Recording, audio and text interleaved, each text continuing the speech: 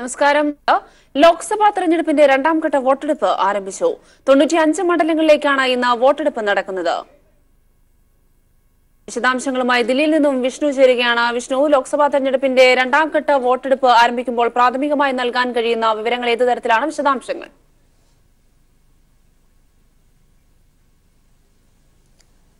Christian 11 സംസ്ഥാനങ്ങളിലായി 95 Lok Sabha മണ്ഡലങ്ങളിലേക്കാണ് രണ്ടാം ഘട്ടത്തിൽ തെരഞ്ഞെടുപ്പ് നടക്കുന്നത്. ഈ സംസ്ഥാനങ്ങൾ ഉത്തരേന്ത്യയിലെ 43 മണ്ഡലങ്ങളും അതുപോലെ തന്നെ ദക്ഷിണേന്ത്യയിലെ 52 മണ്ഡലങ്ങളിലുമാണ് തെരഞ്ഞെടുപ്പ് നടക്കുന്നത്. 11 സംസ്ഥാനങ്ങളും അതോടൊപ്പം തന്നെ പുതുച്ചേരിയിലും തെരഞ്ഞെടുപ്പ് നടക്കുന്നുണ്ട്. ഈ തെരഞ്ഞെടുപ്പ് നടക്കുന്നത് തമിഴ്നാട്ടിലെ 39 മണ്ഡലങ്ങളിൽ 38 മണ്ഡലങ്ങളിലും വോട്ടെടുപ്പ് നടക്കുന്നുണ്ട്. ഇവിടെ തമിഴ്നാട്ടിൽ വെല്ലൂരിൽ മാത്രമാണ് വോട്ടെടുപ്പില്ലാത്തത്.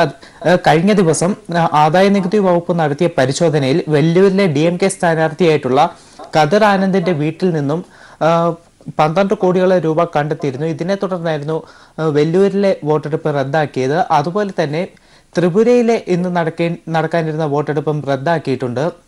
ഇവിടെ അക്രമ സംഭവങ്ങളിൽ അയവ് വന്നതിന് ശേഷം തെരഞ്ഞെടുപ്പ് നടത്താമെന്നുള്ള ഒരു തീരുമാനമാണ് തെരഞ്ഞെടുപ്പ് കമ്മീഷന്റെ ഭാഗത്തുനിന്നും ഉണ്ടായത്. അതോടൊപ്പം തന്നെ ഇന്ന് വോട്ടെടുപ്പ് നടക്കുന്നത് തമിഴ്നാട്ടിലെ 38 മണ്ഡലങ്ങൾ, കർണാടകയിലെ 14 മണ്ഡലങ്ങൾ, അതോടൊപ്പം തന്നെ ഉത്തർപ്രദേശിലെ 8 മണ്ഡലങ്ങൾ, മഹാരാഷ്ട്രയിലെ 10 മണ്ഡലങ്ങൾ, മണിപ്പൂർ 1 മണ്ഡലം, ഒഡീഷയിലെ 5 മണ്ഡലങ്ങൾ, അതോടൊപ്പം തന്നെ ആസാം, ബീഹാർ എന്നീ സംസ്ഥാനങ്ങളിലെ 5 മണ്ഡലങ്ങളും ജമ്മു കാശ്മീരിലെ 2 മണ്ഡലങ്ങളിലും വോട്ടെടുപ്പ് നടക്കുന്നുണ്ട്. ഇതിൽ പല മേഖലകളും പ്രശ്നബാധിത മേഖലകളാണ്. ഇതിൽ ഒഡീഷയിൽ ഇന്നലെ മാവോയിസ്റ്റുകൾ ഒരു പോളിംഗ് ഓഫീസറെ വെടിവെച്ച് കൊല്ലുന്ന ഒരു സാഹചര്യം ഉണ്ടായിരുന്നു. അതുകൊണ്ട് തന്നെ ഒഡീഷയിലടക്കം കനത്ത സുരക്ഷകളും നൽകിയിട്ടുണ്ട്. ഒഡീഷയിലും പശ്ചിമ ബംഗാളിലും അതുപോലെ തന്നെ ശ്രീനഗറിലുമാണ് ഏറ്റവും കൂടുതൽ സുരക്ഷ ഇപ്പോൾ നൽകിയിരിക്കുന്നത്. ശ്രീനഗറിൽ 2017 നടന്ന തെരഞ്ഞെടുപ്പിൽ 7.2% മാത്രമായിരുന്നു അവിടുത്തെ പോളിംഗ് ശതമാനം. ഈ ഒരു ശ്രീനഗറിന്റെ ചരിത്രത്തിൽ തന്നെ ഏറ്റവും കുറഞ്ഞ ഒരു പോളിംഗ് രേഖപ്പെടുത്തിയ വോട്ടെടുപ്പും 2017 നടന്നതായിരുന്നു. ഇതുകൊണ്ട് തന്നെ ഇത്തവണ അതിന് മാറ്റം വരുത്തണം എന്നുള്ള ഇതുകൊണ്ട് പലതരത്തിലുള്ള ക്യാമ്പയിനുകൾ അവിടെ നടത്തിയിരുന്നു. അതായത് വോട്ടർമാരെ ബൂത്തിലേക്ക് എത്തിക്കാനുള്ള പല നിർദ്ദേശങ്ങളും തെരഞ്ഞെടുപ്പ് കമ്മീഷൻ നടത്തിയിട്ടുണ്ട്. ഇവിടെ ഏറ്റവും വലിയ സുരക്ഷയാണ് ശ്രീനഗറിൽ ഒരുക്കിയിരിക്കുന്നത്. അതോടൊപ്പം തന്നെ നമ്മൾ തെരഞ്ഞെടുപ്പിനെ കുറിച്ച് നോക്കുകയാണെങ്കിൽ തമിഴ്നാട്ടിൽ ശക്തമായ മത്സരം തന്നെയാണ് നടക്കുന്നത്. ഇവിടെ തമിഴ്നാട്ടിൽ ഇത്തവണ കരുണാനിധിയും അതുപോലെ തന്നെ ജയലളിതയും ഇല്ലാത്ത ഒരു തെരഞ്ഞെടുപ്പാണ്. ഈ 38 മണ്ഡലങ്ങളിൽ DMKയും AIDMKയും തമ്മിലുള്ള മത്സരമാണ്. അതേസമയം തെക്കൻ ജില്ലകളിലേക്ക് വരികയാണെങ്കിൽ ഇവിടെ TTV ദിനകരന്റെ AMK പാർട്ടിയും കൂടി ഒരു ശക്തമായ ത്രികോണ മത്സരമാണ് ഇവിടെ കാഴ്ചവെക്കുന്നത്.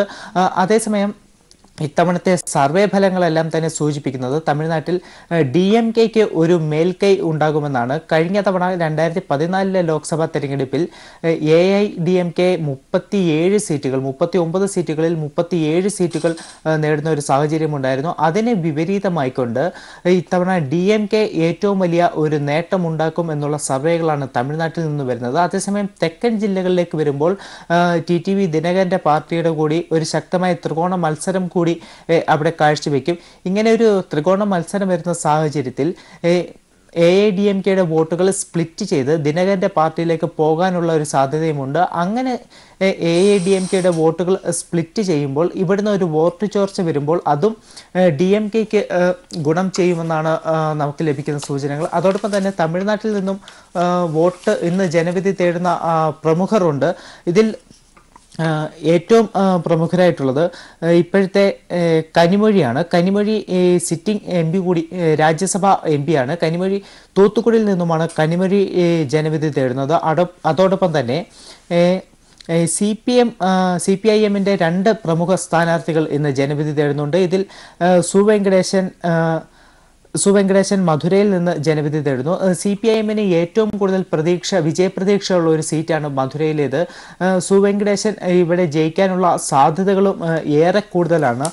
അതോടൊപ്പം തന്നെ തമിഴ്നാട്ടിൽ നിന്നും ജനവിധി തേടുന്ന മറ്റ് പ്രമുഖരായിട്ടുള്ള വ്യക്തികൾ VR നടരാജൻ CPIM-ന്റെ സ്ഥാനാർത്ഥിയാണ്. കോയമ്പത്തൂരിൽ നിന്നാണ് VR നടരാജൻ മത്സരിക്കുന്നത്.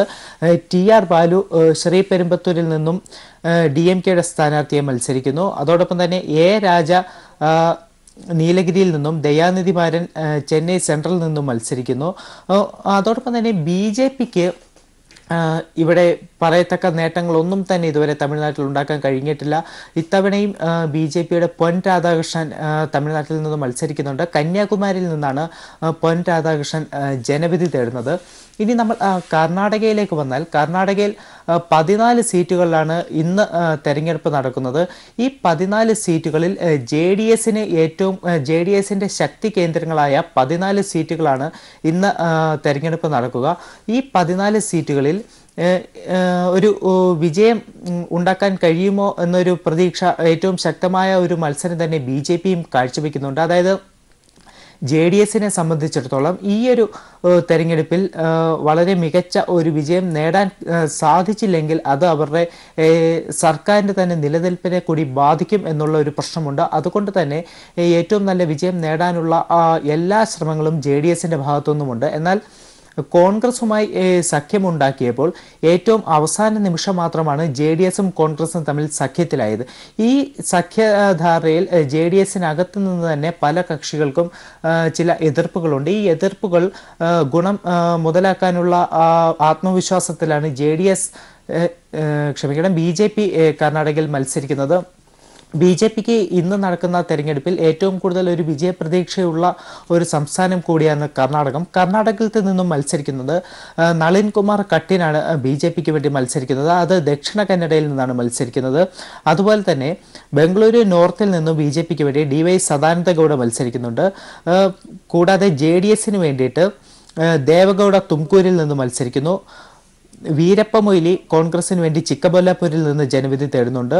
അതോടൊപ്പം തന്നെ എല്ലാവരും പ്രതീക്ഷയോടെ നോക്കുന്ന ഒരു മണ്ഡലമാണ് ഇത്തവണ മാണ്ഡ്യയിൽ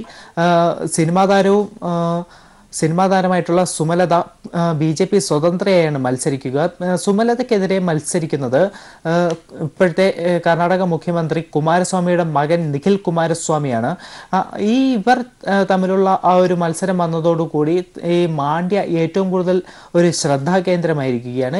ഇവിടെ ഏറ്റവും നല്ലൊരു വിജയം നേടാനാകുമെന്നൊരു പ്രതീക്ഷ JDS മുന്നോട്ട് വയ്ക്കുന്നുണ്ടെങ്കിലും സുമലതയുടെ വിജയപ്രതീക്ഷകളും നമുക്ക് തള്ളിക്കളയാൻ കഴിയില്ല. കാരണം ഇവിടെ കോൺഗ്രസുമായി സഖ്യമുണ്ടാക്കിയതിൽ JDS-നുള്ള അസ്വാരസ്യം തന്നെയാണ് ഇവിടെയും ഏറ്റവും വലിയ വെല്ലുവിളി ഉയർത്തുന്നത്.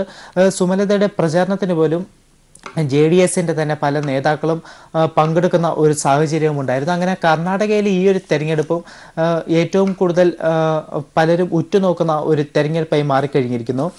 അതേസമയം നമ്മൾ മഹാരാഷ്ട്ര, ഉത്തർപ്രദേശ് ഈ സംസ്ഥാനങ്ങളിലേക്ക് വന്നാൽ മഹാരാഷ്ട്രയിലെ 10 മണ്ഡലങ്ങളും ഉത്തർപ്രദേശിലെ 8 മണ്ഡലങ്ങളിലുമാണ് തെരഞ്ഞെടുപ്പ് നടക്കുന്നത്. ഇതിൽ മഹാരാഷ്ട്രയിൽ തെരഞ്ഞെടുപ്പ് നടക്കുന്നത് മറാത്ത്വാഡ, വിദർഭ എന്നീ മേഖലകളിലാണ്. ഈ മേഖലകളിൽ ഏറ്റവും കൂടുതൽ കർഷക പ്രക്ഷോഭങ്ങൾ ആഞ്ഞടിച്ച ഒരു മേഖലയാണ്. അതുകൊണ്ട് തന്നെ ഇത്തവണ എങ്ങനെ വിധി എഴുതുമെന്നുള്ളത് BJP-ക്ക് വലിയൊരു വെല്ലുവിളിയാണ്. കഴിഞ്ഞ 2014 ലോക്സഭാ തെരഞ്ഞെടുപ്പിൽ BJP-ക്ക് ഏറ്റവും കൂടുതൽ ഒരു ക്ലീൻ സ്വീപ്പ് നേടാൻ സാധിച്ചിട്ടുള്ള സംസ്ഥാനങ്ങളാണ് ഉത്തർപ്രദേശും മധ്യപ്രദേശ്, മഹാരാഷ്ട്ര എന്നീ പറയുന്ന സംസ്ഥാനങ്ങൾ. ഇവിടുത്തെ ജനങ്ങൾ ഇത്തവണ എങ്ങനെ വിധി എഴുതുമെന്നുള്ളത് BJP-യെ സംബന്ധിച്ചിടത്തോളം ഏറ്റവും കൂടുതൽ ഒരു വെല്ലുവിളി ഉയർത്തുന്ന കാര്യങ്ങളാണ്. ഉത്തർപ്രദേശിലെ 8 മണ്ഡലങ്ങളാണ് ഇന്ന് ജനവിധി വോട്ടെടുപ്പ് നടക്കുന്നത്. ഈ 8 മണ്ഡലങ്ങൾ എന്ന് പറയുന്നത് മഹാസഖ്യത്തിന് ഏറ്റവും നിർണായകമാണ്. അതിൽ തന്നെ ഉത്തർപ്രദേശിൽ മായാവതിയുടെ BSPയും അതുപോലെ തന്നെ അഖിലേഷ് യാദവിൻ്റെ SP-യും സഖ്യത്തിലായിക്കൊണ്ടാണ് ഇവിടെ മത്സരിക്കുന്നത്. ഇന്ന് ഉത്തർപ്രദേശിൽ തെരഞ്ഞെടുപ്പ് നടക്കുന്ന 8 മണ്ഡലങ്ങൾ എന്ന് പറയുന്നത് നഗിന, അംറോഹ, ബുലന്ദ്ഷഹർ, ആലിഗർ, ഹത്രസ്, മധുര, ആഗ്ര, ഫത്തേപൂർ സിക്രി എന്നീ 8 മണ്ഡലങ്ങളാണ്. ഈ 8 മണ്ഡലങ്ങളിലും ഏറ്റവും കൂടുതൽ പ്രാതിനിധ്യമുള്ളത് അല്ലെങ്കിൽ തന്നെ ഏറ്റവും കൂടുതൽ പോപ്പുലേഷൻ ഉള്ളത് മുസ്ലിം, ജാട്ട്, ദളിത്, ഗുജ്ജർ എന്നീ 4 വിഭാഗങ്ങൾക്കാണ്. ഈ വിഭാഗങ്ങളുടെ പിന്തുണ ഉറപ്പിക്കാൻ ഏകദേശം മഹാസഖ്യത്തിന് മായാവതിയുടെ മഹാസഖ്യത്തിന് കഴിഞ്ഞിട്ടുണ്ട് എന്നാണ് അവിടുന്ന് ലഭിക്കുന്ന സൂചനകൾ. ബി ജെ പിയും ഇവിടെ ഈ ദളിത്, ഗുജ്ജർ വോട്ടുകളാണ് ഇവിടെ കണ്ണുവെച്ചിരിക്കുന്നത്. എന്നാൽ ഇവരുടെ വോട്ടുകൾ ഏകീകരിക്കുന്നതിൽ ഇപ്പോൾ ഏറെക്കുറെ മുന്നിൽ നിൽക്കുന്നത് ഈ ഒരു മഹാസഖ്യം തന്നെയാണ് എന്നുള്ളതും ഏറ്റവും ശ്രദ്ധേയമാണ്. അതോടൊപ്പം തന്നെ ഉത്തർപ്രദേശിലെ മധുരയിൽ നിന്നും BJPക്ക് വേണ്ടി മത്സരിക്കുന്നത് ഹേമ മാലിനിയാണ്. സിനിമാ നടിയായിട്ടുള്ള ഹേമ മാലിനി മധുരയിൽ നിന്നും BJPക്ക് വേണ്ടി മത്സരിക്കുന്നു. അതോടൊപ്പം തന്നെ ഇനി വടക്കു കിഴക്കൻ സംസ്ഥാനങ്ങളിലേക്ക് പോയി കഴിഞ്ഞാൽ അവിടെ ആസാമിൽ 5 സീറ്റുകളിലും മത്സരം നടക്കുന്നുണ്ട്. അതോടൊപ്പം തന്നെ ബീഹാറിൽ 5 സീറ്റുകളിൽ, ഒഡീഷയിൽ 5 സീറ്റുകളിൽ മത്സരം നടക്കുന്നുണ്ട്. പശ്ചിമ ബംഗാളിൽ 3 സീറ്റുകളിലാണ് തെരഞ്ഞെടുപ്പ് നടക്കുക. ഈ പശ്ചിമ ബംഗാളിൽ ഇതുവരെ ഇല്ലാത്ത ഏറ്റവും വലിയൊരു സുരക്ഷ. രണ്ടാം ഘട്ട വോട്ടെടുപ്പ് ആരംഭിച്ചിരിക്കുകയാണ്. 95 മണ്ഡലങ്ങളിലേക്കാണ് ഇന്ന് വോട്ടെടുപ്പ് നടക്കുന്നത്. 1625 സ്ഥാനാർത്ഥികളാണ് ജനവിധി തേടുന്നത്. ഇന്ന് രണ്ടാം ഘട്ട വോട്ടെടുപ്പ് നടക്കുന്ന സംസ്ഥാനങ്ങളിലെ രാഷ്ട്രീയ പശ്ചാത്തലം സംബന്ധിച്ച് സമഗ്രമായ അവലോകനം നൽകിയത് വിഷ്ണുവാണ് ദില്ലിയിൽ നിന്നും. കേരളം പോളിംഗ് ബൂത്തിലേക്ക് എത്താൻ ഇനി 5 ദിവസം മാത്രം ബാക്കി നിൽക്കെ അവസാനവട്ട വോട്ടുറപ്പിക്കലിലാണ് മുന്നണികൾ. കണക്ക് കൂട്ടിയും കുറച്ചും പരമാവധി സീറ്റ് നേടാൻ പ്രധാന മുന്നണികളായ LDFും UDFും ശക്തമായ രംഗത്തുള്ളപ്പോൾ ഒരു സീറ്റെങ്കിലും പിടിക്കണമെന്ന ആഗ്രഹത്തിലാണ് കേരളത്തിലെ NDA ഘടകം. ലോക്സഭാ തെരഞ്ഞെടുപ്പിന് 5 നാൾ ശേഷിക്കെ ഓരോ മണ്ഡലത്തിലും വിജയം ഉറപ്പിക്കുവാനുള്ള അവസാനഘട്ട പ്രചരണത്തിലാണ് LDFും UDFും. മോദി വിരുദ്ധ തരംഗവും ന്യൂനപക്ഷ വോട്ടുകൾ അനുകൂലമാകുമെന്ന വിശ്വാസവും ഒപ്പം സ്ഥാനാർത്ഥികളെ ആദ്യം നിശ്ചയിക്കാനായതും LDFന് അനുകൂല ഘടകങ്ങളാണ്. താഴെത്തട്ടിലുള്ള ചിട്ടയായ പ്രവർത്തനങ്ങളും സ്ഥാനാർത്ഥികൾ പലതവണ നേരിട്ട് വോട്ടർമാരെ കാണാനായതും വോട്ടായി മാറുമെന്ന വിശ്വാസത്തിലാണ് LDF കേന്ദ്രം. ഒപ്പം സംസ്ഥാന ഭരണ നേട്ടവും LDFന് മുതൽക്കൂട്ടാണ്. വയനാട്ടിൽ രാഹുൽ ഗാന്ധിയുടെ സ്ഥാനാർത്ഥിത്വം നൽകുന്ന ഊർജമാണ് UDFന്റെ കരുത്ത്. എങ്കിലും ഇത് സംസ്ഥാനത്തെ എല്ലാ മണ്ഡലങ്ങളിലും എത്തിക്കാൻ ആകുന്നില്ല എന്നതാണ് UDFനെ വലയ്ക്കുന്നത്. ഒപ്പം MK രാഘവന് നേരെ ഉയർന്ന കോഴ ആരോപണവും ദൃശ്യങ്ങളും വടക്കൻ മേഖലയിലെ മണ്ഡലങ്ങളിൽ പ്രചരണ പ്രവർത്തനത്തിന്റെ വേഗത കുറച്ചിട്ടുണ്ട്. ഒപ്പം തെക്കൻ ജില്ലകളിൽ പ്രധാനമായ തിരുവനന്തപുരത്ത് പ്രചരണത്തിന് വേഗം പോരെന്ന പരാതി സ്ഥാനാർത്ഥിയായ ശശി തരൂർ തന്നെ ഉയർത്തിയത് UDFന്റെ പ്രചരണ രംഗത്തിന്റെ പോരായ്മകളാണ് ഉയർത്തിക്കാട്ടുന്നത്.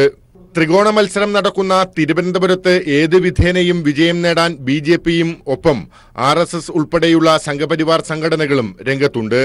ഇത്തവണ കേരളത്തിൽ താമര വിരിയിക്കാനായില്ലെങ്കിൽ അതൊരു സ്വപ്നമായി മാത്രം അവശേഷിക്കുമെന്ന തിരിച്ചറിവും BJPക്കുണ്ട്. ജാതി കാർഡ് ഉയർത്തി വോട്ട് തേടാൻ സുവർണാവസരം കാത്തിരിക്കുന്ന BJPക്ക് ശബരിമല വിഷയം ഉയർത്താൻ കഴിയാതെ കടിഞ്ഞാണിട്ട തിരഞ്ഞെടുപ്പ് കമ്മീഷന്റെ നടപടികളാണ് തിരിച്ചടിയായത്. എങ്കിലും ഒളിഞ്ഞും തെളിഞ്ഞും ശബരിമല പ്രചരണായുധമാക്കുന്നുണ്ട് BJP. എന്തായാലും പരമാവധി സീറ്റിൽ വിജയമുറപ്പിക്കുക എന്നത് തന്നെയാണ് മുന്നണികളുടെ പരമലക്ഷ്യം. News bureau, Thiruvananthapuram. പ്രധാനമന്ത്രി തന്നെ ശബരിമലയെക്കുറിച്ച് കള്ളം പ്രചരിപ്പിക്കുന്നുവെന്ന് മുഖ്യമന്ത്രി പിണറായി വിജയൻ. ഇരിക്കുന്ന സ്ഥാനത്തിന്റെ മഹത്വം മോദി മറക്കരുതെന്നും മുഖ്യമന്ത്രി കോഴിക്കോട് പറഞ്ഞു. കേന്ദ്ര സർക്കാരിന്റെ ജനവിരുദ്ധ നയങ്ങൾ കാരണം ദുരിതത്തിലാവാത്ത ഒരു ജനതയും ഈ രാജ്യത്തില്ല.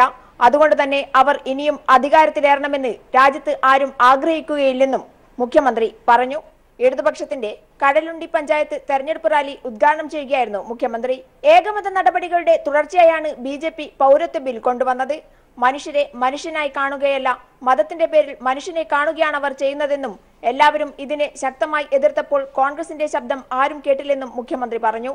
ഇടതുപക്ഷത്തെ തകർക്കുക എന്ന സന്ദേശമാണ് രാജ്യത്തിന് രാഹുൽ ഗാന്ധി നൽകുന്നതെന്നും ഇടതുപക്ഷത്തിനെതിരെ നിങ്ങൾക്ക് എന്താണ് പറയാനുള്ളതെന്നും വർഗീയതയ്ക്കെതിരെ ശക്തമായ നിലപാട് സ്വീകരിക്കുന്നവരാണ് ഇടതുപക്ഷം എന്നത് എല്ലാവരും സമ്മതിക്കുന്ന കാര്യമാണെന്നും മുഖ്യമന്ത്രി പറഞ്ഞു. പ്രധാനമന്ത്രി തന്നെ ശബരിമലയെക്കുറിച്ച് കള്ളം പ്രചരിപ്പിക്കുന്ന സ്ഥിതിയാണുള്ളത്. മോദി ഇപ്പോൾ RSS പ്രചാരകനല്ല എന്ന് മോദി ഓർക്കണം. ഒരു രാജ്യത്തിന്റെ പ്രധാനമന്ത്രിയാണെന്നും മുഖ്യമന്ത്രി ഓർമ്മിപ്പിച്ചു. നിങ്ങൾ ഇന്ത്യൻ പ്രധാനമന്ത്രിയാണ്. നിങ്ങൾ സംസാരിക്കേണ്ടത് ആ പ്രധാനമന്ത്രിയുടെ ഉത്തരവാദിത്തം വെച്ചുകൊണ്ടാണ്. നിങ്ങളുടെ നാടും രാജ്യവും ലോകവും കേൾക്കുന്നത് പ്രധാനമന്ത്രി എന്ന നിലക്കുള്ള വാക്കുകളിലൂടെയാണ്. അവിടെ നിങ്ങൾ RSS പ്രചാരകന്റെ ഭാഷയല്ല ഉപയോഗിക്കേണ്ടത്. അതുകൊണ്ടാണ് ഒരു ഇന്ത്യൻ പ്രധാനമന്ത്രി പറഞ്ഞ കാര്യം പച്ചക്കള്ളമാണ് എന്ന് ഞങ്ങൾ ആവർത്തിച്ചു പറയുന്നത്. കോഴിക്കോട്ടെ BJP സ്ഥാനാർത്ഥിക്കെതിരെ കേസെടുത്തത് സ്ഥാനാർത്ഥിയാകുന്നതിന് മുൻപാണ്. ഇത് മോദിക്കും അമിത്ഷായ്ക്കും അറിയാത്തതല്ല, കള്ളം പ്രചരിപ്പിക്കുകയാണ്. അരുമശിഷ്യൻ എന്തിനാണ് പമ്പ വരെ പോയതെന്നും പിണറായി ചോദിച്ചു. എന്താ നടന്നത് എന്ന് മോദിക്കും അമിത്ഷാക്കും അറിയില്ലേ? നിങ്ങളെ പറയുന്ന പരിശുദ്ധനായ അനുയായി ശബരിമല അയ്യപ്പനെ മാത്രം വിളിച്ച് നടന്നയാള് എന്തിനാണ് പമ്പ വരെ പോയത്? ഇവിടെ അമിത്ഷാ ആലോചിക്കേണ്ടത്, നരേന്ദ്രമോദിയുടെ കേന്ദ്ര ഗവൺമെന്റ് സംസ്ഥാന ഗവൺമെന്റിനോട് ആ ഘട്ടത്തിൽ പറഞ്ഞു, സുപ്രീം കോടതി വിധി നടപ്പാക്കാൻ ശക്തമായ നടപടി സംസ്ഥാന ഗവൺമെന്റ് സ്വീകരിക്കണം, നിരോധനാജ്ഞ പ്രഖ്യാപിക്കണം, ആവശ്യമാണെങ്കിൽ കേന്ദ്ര സേനയെ ഞങ്ങൾ അയച്ചു തരാം. അവസാനത്തതിന് മാത്രം സംസ്ഥാന ഗവൺമെന്റ് മറുപടി പറഞ്ഞു, ഇപ്പൊ കേന്ദ്രസേന വേണ്ട, ഞങ്ങളുടെ സേനയുണ്ട്, അത് മതി എന്ന് പറഞ്ഞു.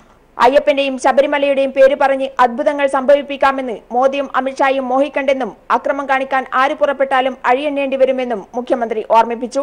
ഇത് നാട് വേറെയാണ്. ഇവിടെ അക്രമം കാണിക്കാൻ പുറപ്പെട്ടാൽ അഴിയെണ്ണും. അതേസമയം ഇടതുപക്ഷത്തെ കേരള ജനതയ്ക്ക് അറിയാമെന്നും അവരുടെ കൈകളിലേക്കാണ് ഞങ്ങൾ ഇടതുപക്ഷത്തെ ഏൽപ്പിച്ചിരിക്കുന്നതെന്നും മുഖ്യമന്ത്രി പറഞ്ഞു. PV Joshila, news bureau, Kozhikode. തിരുവത്താഴത്തിന്റെ സ്മരണ പുതുക്കി ലോകമെങ്ങുമുള്ള ക്രൈസ്തവർ എന്ന പെസഹ വ്യാഴം ആചരിക്കുന്നു. പള്ളികളിൽ പ്രത്യേക പ്രാർത്ഥനകളും കാൽക്കഴുകൽ ശുശ്രൂഷയും അടക്കമുള്ള ചടങ്ങുകളുമുണ്ട്. വിശദാംശങ്ങൾ നൽകാൻ ഉമേഷ് ചേരുകയാണ്. ഉമേഷ്, തീർച്ചയായും ക്രൈസ്തവരെ സംബന്ധിച്ചിടത്തോളം വളരെ വിലപ്പെട്ട ഒരു ദിവസം തന്നെയാണ്. പ്രധാന ദേവാലയങ്ങളിൽ ഏതെല്ലാം തരത്തിലുള്ള തിരുവത്താഴത്തോടനുബന്ധിച്ചുള്ള ഏതെല്ലാം തരത്തിലുള്ള ശുശ്രൂഷകളാവും ഇന്ന് നടക്കുക? പ്രധാനമായും കാർമ്മികത്വം വഹിക്കുന്നത് ആരെല്ലാമായിരിക്കും? വിശദാംശങ്ങൾ. ക്രിസ്ത്യൻ അന്ത്യത്താഴത്തിന്റെ സ്മരണ പുതുക്കി ക്രൈസ്തവർ ഇന്ന് ലോകമെമ്പാടും പെസഹ വ്യാഴം ആചരിക്കുകയാണ്. ഈ പെസഹ വ്യാഴ ആചരണത്തോടനുബന്ധിച്ച് തന്നെ ക്രൈസ്തവ ദേവാലയങ്ങളിൽ വിവിധ പ്രാർത്ഥന തിരുക്കർമ്മങ്ങൾക്ക് തുടക്കമായിരിക്കുകയാണ്. ഒരു പ്രധാനപ്പെട്ട ചടങ്ങ് കാൽകഴുകൽ ശുശ്രൂഷയാണ്. എളിമയ്ക്ക് മാതൃകയായി യേശു ക്രിസ്തു ശിഷ്യന്മാരുടെ പാദങ്ങൾ കഴുകി ചുംബിച്ചതിന്റെ സ്മരണാർത്ഥമാണ് ദേവാലയങ്ങളിൽ കാൽകഴുകൽ ശുശ്രൂഷ ഇന്ന് നടക്കുന്നത്. എറണാകുളത്ത് വിവിധ ദേവാലയങ്ങളിൽ ചടങ്ങുകൾക്ക് തുടക്കമായിരിക്കുകയാണ്. എറണാകുളം സെന്റ് മേരീസ് ബസലിക്കയിൽ കർദിനാൾ ജോർജ് ആലഞ്ചേരിയാണ് കർമ്മങ്ങൾക്ക് നേതൃത്വം നൽകുന്നത്. വരാപ്പുഴ അതിരൂപത ആർച്ച് ബിഷപ്പ് ജോസഫ് കളത്തിപ്പറമ്പിലാണ് എറണാകുളം സെന്റ് ഫ്രാൻസിസ് അസീസി കത്തീഡ്രലിൽ ചടങ്ങുകൾക്ക് നേതൃത്വം നൽകുന്നത്. ഒപ്പം യാക്കോബായ സഭാധ്യക്ഷൻ ബസേലിയോസ് തോമസ് പ്രഥമൻ കാതോലിക്ക ബാവ കോതമംഗലം ചെറിയ പള്ളിയിൽ തിരുക്കർമ്മങ്ങൾക്ക് നേതൃത്വം നൽകിയവർ ഇന്നലെ രാത്രിയായിരുന്നു പ്രധാനപ്പെട്ട ചടങ്ങുകളെല്ലാം നടന്നത്. ഈ കാൽകഴുകൽ ശുശ്രൂഷ വിവിധ ദേവാലയങ്ങളിലെ സമയക്രമം വ്യത്യാസമുണ്ട്. ചില പള്ളികളിൽ രാവിലെയാണ് ചടങ്ങുകളെങ്കിൽ മറ്റു ചില പള്ളികളിൽ വൈകിട്ടാണ് ഈ ചടങ്ങുകൾ നടക്കുന്നത്. അതോടൊപ്പം തന്നെ അപ്പം മുറിക്കൽ ചടങ്ങും നടക്കുന്നുണ്ട്. യേശു തിരുവത്താഴത്തിന്റെ ഭാഗമായി ശിഷ്യന്മാർക്ക് അപ്പം മുറിച്ചു നൽകിയതിന്റെ സ്മരണാർത്ഥമാണ് ഇത്തരത്തിൽ അപ്പം മുറിക്കൽ ചടങ്ങുകൾ നടക്കുന്നത്. അത് പള്ളികളിലും വീടുകളിലും ഈ ഇത്തരത്തിൽ അപ്പം മുറിക്കൽ ചടങ്ങുകൾ നടക്കുന്നുണ്ട്. വിശുദ്ധ വാരാചരണത്തിന്റെ അവസാന ദിനങ്ങളിലേക്ക് കടക്കുകയാണ്. ഓശാന ഞായർ മുതൽ ഈസ്റ്റർ വരെയുള്ള വിശുദ്ധ വാരാചരണത്തിന്റെ അവസാന ദിനങ്ങൾ. അത് ഇന്ന് പെസഹ വ്യാഴമാണ്. നാളെ യേശു കുരിശുമരണം വരിച്ചതിന്റെ ഓർമ്മ പുതുക്കി ദുഃഖവെള്ളി ആചരിക്കുകയാണ്. ഞായറാഴ്ച ഈസ്റ്ററും ആചരിക്കുന്നു. ഉയർത്തെഴുന്നേൽപ്പിന്റെ സ്മരണ പുതുക്കി ഈസ്റ്ററും ആചരിക്കുന്നു. ഇത്തരത്തിൽ വലിയ നോയമ്പിന് അവസാനം ആവുക കൂടിയാണ് ഈ വിശുദ്ധ വാരാചരണത്തോടെ ഉണ്ടാകുന്നത്. ഏതായാലും ചടങ്ങുകൾ ക്രൈസ്തവ ദേവാലയങ്ങളിൽ പുരോഗമിക്കുകയാണ്. ക്രിസ്റ്റി, എളിമയുടെ സന്ദേശം പരത്തുന്ന പെസഹ വ്യാഴം എന്ന തിരുവത്താഴത്തിന്റെ സ്മരണ പുതുക്കി ലോകമെങ്ങുമുള്ള ക്രൈസ്തവർ എന്ന പെസഹ വ്യാഴം ആചരിക്കുകയാണ്. വിശദാംശങ്ങൾ നൽകിയത് ഉമേഷാണ്.